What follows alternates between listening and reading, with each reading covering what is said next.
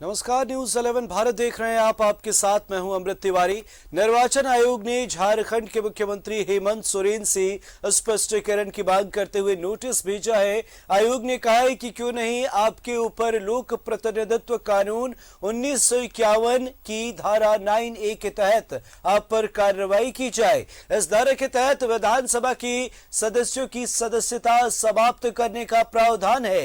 मुख्यमंत्री हेमंत सोरेन पर 9A के उल्लंघन को लेकर स्पष्टीकरण की मांग की गई है। पूर्व सीएम रघुवर दास ने राज्य के अनगढ़ा में मुख्यमंत्री के नाम से स्टोन माइंस की अनुज्ञप्ति देने का मामला उठाते हुए राज्यपाल से शिकायत की थी।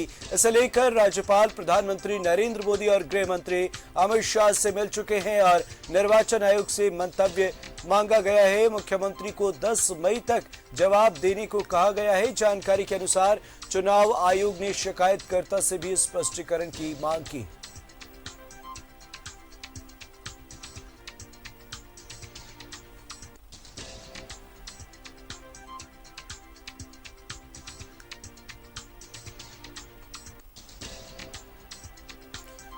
तो मुख्यमंत्री हेमंत सोरेन को शोकॉज नोटिस भेजा गया है, शील बंद लिफाफे में ये नोटिस। और इसी के साथ सूत्रों के हवाले से ये जानकारी मिली है कि जल्द से जल्द उन्हें इस मामले पर जवाब देना है। 10 मई तक का वक्त है।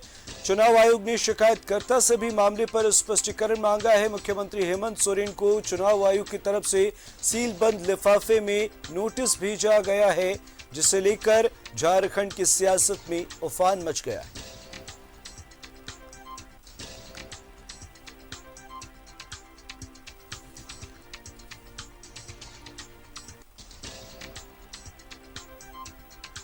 तो चुनाव आयोग ने शिकायतकर्ता से भी स्पष्टीकरण मांगा है। मुख्यमंत्री हेमंत सोरेन को चुनाव आयोग की तरफ से नोटिस भेजा गया है।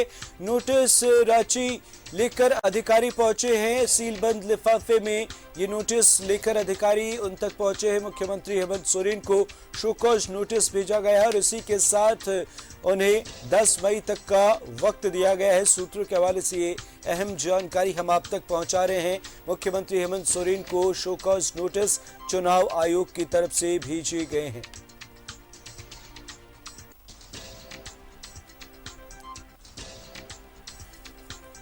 तो खनन पट्टा मामले में मुख्यमंत्री हेमंत सोरेन की मुश्किलें बढ़ती हुई नजर आ रही है। चुनाव आयोग ने नोटिस जारी कर 10 मई तक जवाब मांगा है और आयोग ने शिकायतकर्ता से भी स्पष्टीकरण मांगा है। खनन पट्टा मामले से जुड़े हुए इस खबर के आने के बाद झारखंड में सियासी पारा उफान पर है और कई सियासी अटकलें लगाई जा रही हैं।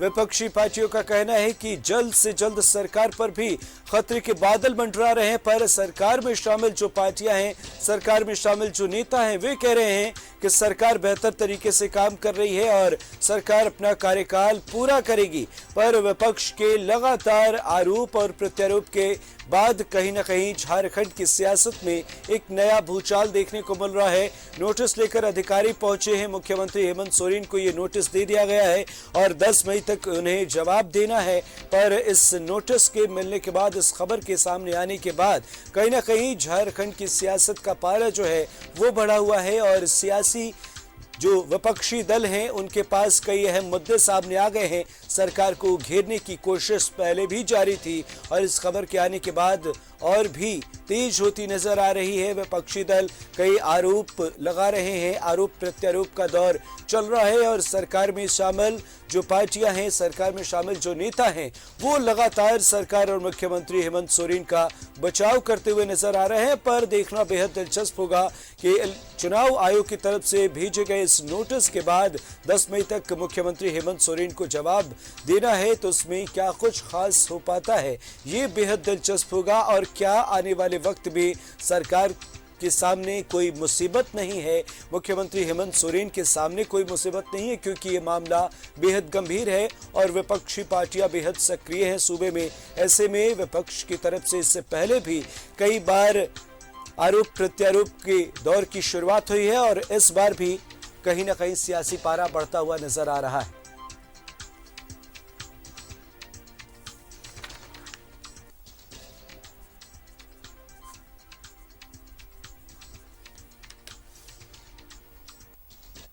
हमारे सहयोगी राकेश हमारे साथ लाइव जुड़े हुए हैं इस खबर पर तमाम जानकारियों के साथ। तो क्या कुछ ये मामला नजर आ रहा है और आने वाले वक्त में क्या कुछ झारखंड की सियासत में देखने को मिल सकता है? देखिए अमृत, इस पूरे मामले को लेकर आपको भी पता है कि सियासी पारा दिल्ली से लेकर राजधानी रांची तक बढ़ा हुआ है और इस बीच अब चुनाव आयोग का जो सोकोज नोटिस आया है उसके बाद से आप कह सकते हैं कि सियासत तेज हो गई है। कहीं ना कहीं सरकार की सेहत पर इसका असर पड़ सकता है, राज्य के जो मुखिया हैं उन पर इसका असर पड़ सकता है। तो तमाम तरह के कयास लगाए जा रहे हैं और चुनाव आयोग ने स्पष्ट तौर पर मुख्यमंत्री से कहा है, जो जनप्रतिनिधित्व कानून 9A है उसके तहत पूछा है कि क्यों ना आप पर कार्रवाई किया जा सकता है। तो कहीं ना कहीं आप कह सकते हैं कि मुश्किल में सरकार भी है, सरकार के मुखिया भी है। अब इसका काट क्या होगा ये देखना होगा, मुख्यमंत्री को जवाब देना है। 10 तारीख तक समय दिया गया है, 10 तारीख तक का स्पष्टीकरण देना है, अपना पक्ष रखना है और क्या सरकार की तरफ से क्या जवाब जाता है चुनाव आयोग को ये देखना होगा और चुनाव आयोग राज्य सरकार के उस जवाब से संतुष्ट होता है कि नहीं होता है। तमाम तरह के कयास है, तमाम तरह की अटकलें हैं और आप कह सकते हैं कि मुश्किल ज़रूर है। मुश्किल सरकार को लेकर भी है, सरकार के मुखिया को लेकर भी है। तो अब यहाँ से चीज़ें किस तरफ जाएंगी ये देखना बड़ा दिलचस्प होगा। लेकिन ये ज़रूर है कि सियासत जो है झारखंड में जिस तरीके से चल रही है, तो दिल्ली से लेकर आप कह सकते हैं राजधानी रांची तक इसकी सरगर्मी तेज है, इसकी तपिश तेज महसूस की जा रही है। अमृत, राकेश ये भी जानना चाहेंगे कि दर्शकों से खासकर ये बताना चाहेंगे कि किस तरीके से इस प्रकरण की शुरुआत होती है, खनन पट्टे से जुड़ा हुआ ये मामला, और अभी जो 10 तारीख तक इस पर जवाब देने की बात कही गई है, तो क्या सरकार की तरफ से जो उनके समर्थक हैं, जो पार्टियां शामिल हैं उनके साथ, क्या उनकी तरफ से इस मामले पर कुछ कहा गया है? और खास बात ये, क्योंकि झारखंड में विपक्षी पार्टी बेहद सक्रिय है, तो क्या विपक्ष की तरफ से इस मामले पर अभी तक कोई प्रतिक्रिया सामने आई है? नहीं, देखिए विपक्ष की तरफ से कोई प्रतिक्रिया तो नहीं आई है, लेकिन ट्विटर के माध्यम से जरूर निशिकांत दुबे की प्रतिक्रिया आई है। उन्होंने कहा है कि पूर्व मुख्यमंत्री बिहार में पूर्व मुख्यमंत्री थे और जिस तरह की चीज़ें उनके वक्त में हुई थी, यही तमाम तरह की प्रकरण उस वक्त भी हुआ था। खनन लीज मामले में उनकी सदस्यता चली गई थी, तो उनका वो उदाहरण दे रहे हैं। सरयू राय से कल हमारी बातचीत हो रही थी, तो उन्होंने भी कहा कि मुख्यमंत्री शायद कुछ जल्दबाजी कर बैठे, इतनी जल्दबाजी नहीं करनी चाहिए थी। तो इस तरह का बयान आ रहा है। लेकिन ये जो पूरा जो घटनाक्रम है जिस तरीके से तेजी से बढ़ा है, आपको भी जानकारी होगा कि पूर्व मुख्यमंत्री रघुवर दास ने इस मामले को उठाया था, महामहिम से मुलाकात की थी और महामहिम के समक्ष इन तमाम चीज़ों को रखने का काम किया था। और जिसके बाद महामहिम ने चुनाव आयोग के समक्ष उनसे उनका मंतव्य जानने के लिए उनको भेजा था और चुनाव आयोग की तरफ से अब जिस तरीके से स्पष्टीकरण पूछा गया है मुख्यमंत्री से, जिस तरीके से सौकोच पूछा गया है, तो कहीं ना कहीं सरकार के लिए मुश्किल की घड़ी है।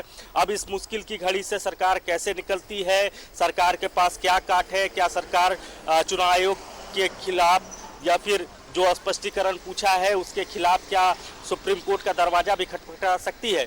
तो तमाम तरह के विकल्प हैं सरकार के पास और हर विकल्प को लेकर सरकार के स्तर पर चर्चा शुरू हो चुकी है। एक ठोस जवाब यहाँ से देने की तैयारी की जा रही है, ताकि जिस बात की आशंका झारखंड मुक्ति मोर्चा जता रही थी, पहले ही झारखंड मुक्ति मोर्चा ने कहा था कि उन्हें शक है कि शायद चुनाव आयोग की तरफ से कोई एक तरफा फैसला आ जाए। हालांकि एक तरफा फैसला तो नहीं है, चुनाव आयोग ने ज़रूर मोहलत दी है, स्पष्टीकरण पूछा है, उनसे उनका पक्ष जानना चाहा है। यहाँ तक कि जो शिकायत करता है, जो बीजेपी स्टेट बीजेपी ने जो शिकायत की है, तो स्टेट बीजेपी से भी स्पष्टीकरण मांगा है।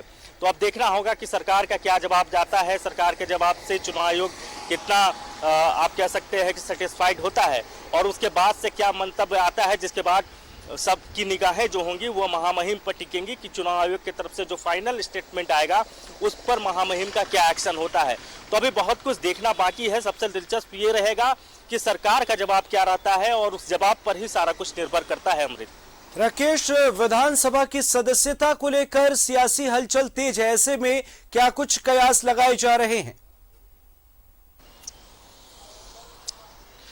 देखिए, जिस तरीके से चुनाव आयोग ने स्पष्ट तौर पर कहा है कि ये वायलेशन ऑफ एक्ट जो 19A है उसका ये वायलेशन है और जनप्रतिनिधित्व कानून जो है उसके तहत ये वायलेशन है। तो आयोग ने साफ तौर पर कहा है कि आपसे गलती हुई है, आपने इस एक्ट का वायलेशन किया है, तो क्यों ना आप पर कार्रवाई की जाए, क्यों ना आपकी सदस्यता को रद्द कर दी जाए।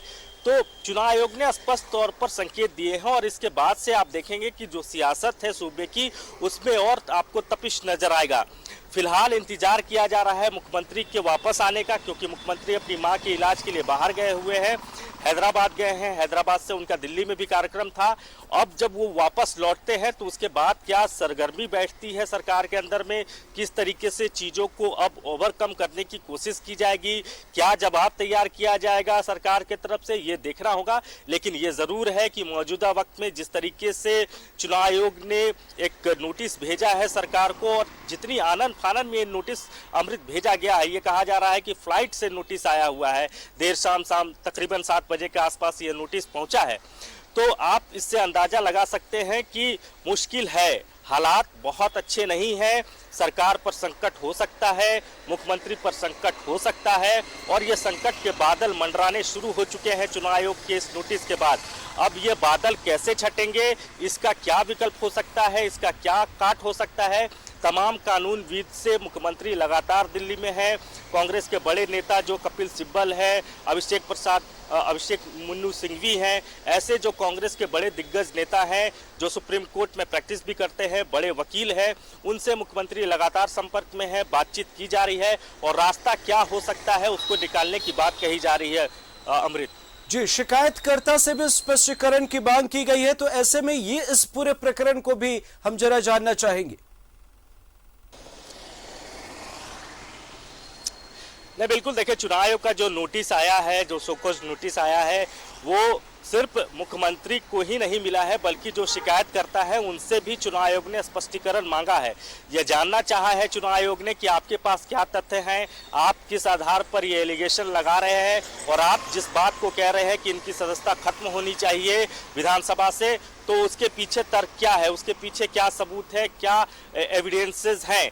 तो इन तमाम विषय को लेकर बीजेपी चूंकि शिकायत करता है, यहाँ पूर्व मुख्यमंत्री रघुवर दास ने शिकायत किया है, तो उनसे भी जवाब तलब किया गया है, उनसे भी स्पष्टीकरण मांगा गया है।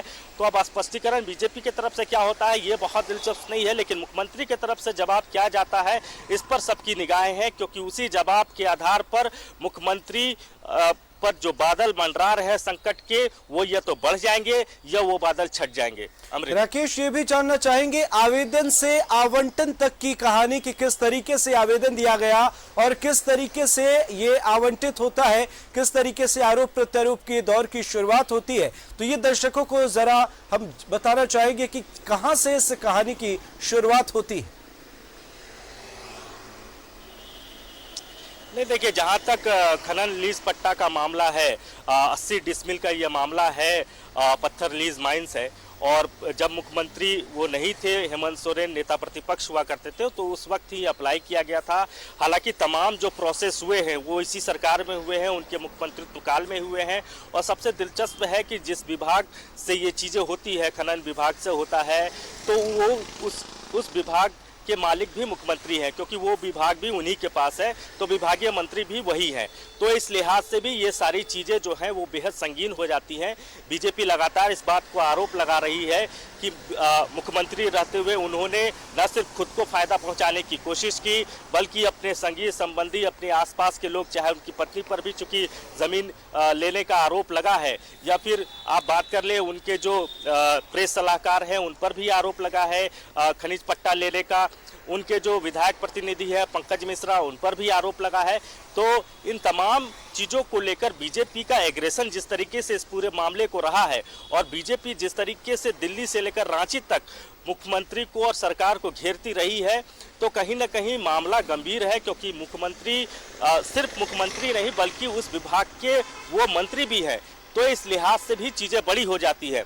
हालांकि मुख्यमंत्री ने जब ये चीज़ें सामने आई, पब्लिक डोमेन में जब ये चीज़ें आई, तो उन्होंने खनन पट्टा जो लिया था उनको उन्होंने वापस कर दिया। यहाँ तक कि जो चुनाव आयोग को जो जानकारी दी गई है पिछले चुनाव 2019 में, तो उसमें भी मुख्यमंत्री ने इस बात का जिक्र किया था। लेकिन ये ऑफिस ऑफ प्रॉफिट के अंदर में आता है नहीं आता है, जो प्रतिनिधित्व कानून है 9A जिसकी बात कही जा रही है उसके अंदर आता है कि नहीं आता है, तो ये तमाम चीजें हैं। हालांकि चुनाव आयोग ने स्पष्ट किया है कि आप पर कार्रवाई हो सकती है और आप पर कार्रवाई ना हो, इसको लेकर आपका क्या मंतव्य है, आपका क्या स्पष्टीकरण है, उसे 10 तारीख तक भेजने की बात कही गई है। जी बहुत बहुत शुक्रिया राकेश हमारे साथ जुड़ने के लिए और इन तमाम जानकारियों को हमसे साझा करने के लिए। तो हमारे वरिष्ठ सहयोगी राकेश हमारे साथ जुड़े और उन्होंने तमाम मसलों का जिक्र किया, इस खबर के पीछे की भी खबर बताई, तस्वीरें आपको दिखा रहे हैं। और चुनाव आयोग की तरफ से मुख्यमंत्री हेमंत सोरेन को नोटिस भेजा गया है। वक्त एक छोटे से ब्रेक का है, जल्द लौटेंगे।